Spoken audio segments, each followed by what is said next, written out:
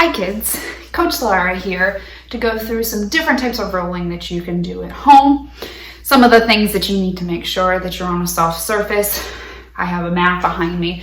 You can use grass, rugs, pillows, whatever you would like to. Just make sure that you are using something soft to be able to roll.